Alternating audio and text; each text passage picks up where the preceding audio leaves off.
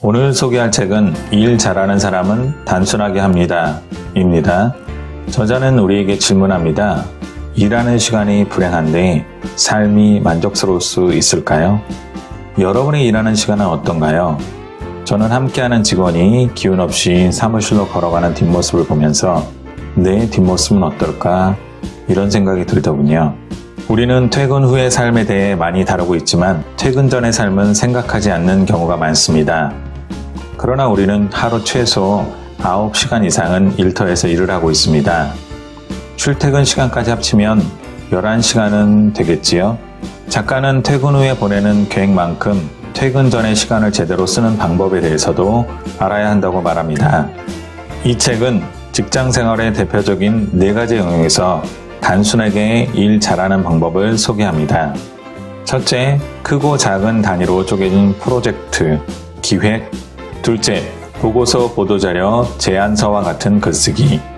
셋째, 보고, 발표, 소통과 같은 말하기.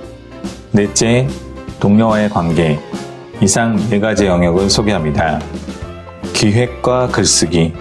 오늘은 2가지 영역에 대해서만 나누겠습니다. 기획이란 무엇일까요?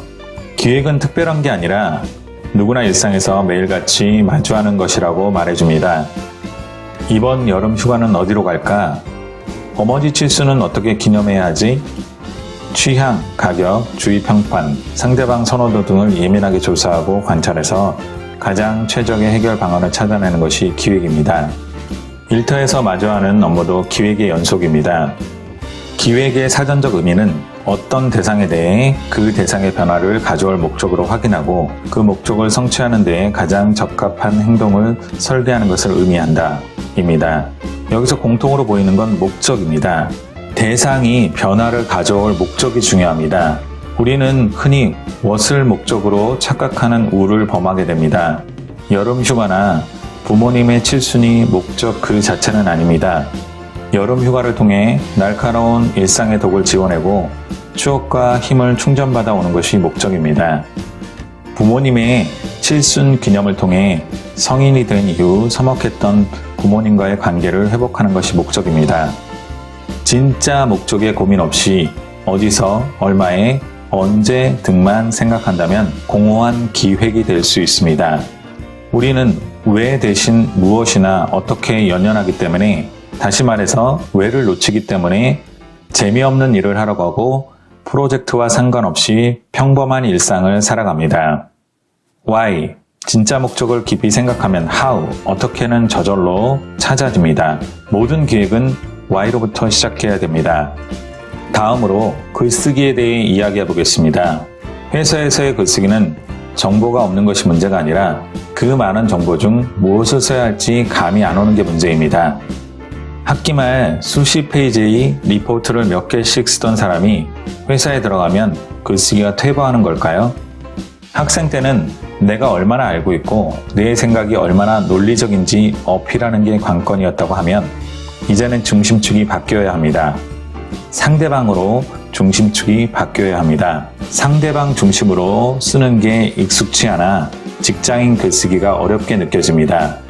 직장인 글쓰기는 상대방이 원하는 것을 효과적으로 알려주는 글쓰기입니다. 내가 쓰는 보고서의 최종 소비자가 누구인지 알아야 합니다. 최종 소비자가 누구인지에 따라서 보고서를 노란색으로 할지 파란색으로 할지 정해야 합니다. 어디에 필요한 건가요? 이 글의 최종 소비자는 누구인가요? 팀장이 시키는 처음부터 제대로 물어봅시다. 이 질문이 일을 10분의 1로 줄여줍니다. 직장인의 글쓰기는 명확한 대상이 있습니다. 많은 경우 그 대상자는 우리에게 일을 시킨 그 사람이 아닙니다. 진짜 최종 고객을 찾아야 합니다. 단순하게 잘한다는 것은 정교하게 일을 처리한다는 의미도 담고 있습니다. 직장 생활에서 불확실성에 관한 초조함은 업무량을 늘리도록 만듭니다. 진짜 목적과 진짜 최종 소비자를 찾는 것만으로도 업무량은 확연하게 줄일 수 있습니다. 일의 재능은 대부분 키울 수 있고 키울수록 좀 더 쉬워집니다. 조직의 업무는 타고난 재능보다 훈련되는 영역이 넓습니다. 책은 업무에 필요한 기초 근육을 훈련시켜줍니다. 지금까지 일 잘하는 사람은 단순하게 합니다. 리뷰였습니다. 감사합니다. 북로드였습니다. 좋아요와 구독 부탁드립니다.